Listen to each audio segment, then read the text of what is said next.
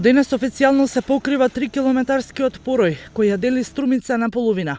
Канделабри, хортикултурно уредување ќе го красат просторот. Тој комплексен проект мислам дека значително ќе го промени изгледот на овој дел од градот и општо целата општина.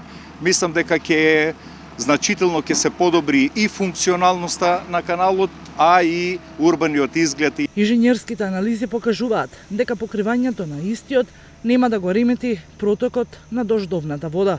Проблем кој што го размислувавме долго, консултиравме хидроинженери, градежни инженери и мислам дека се направени решенија кои што ќе овозможуваат ефикасно одржување на каналот.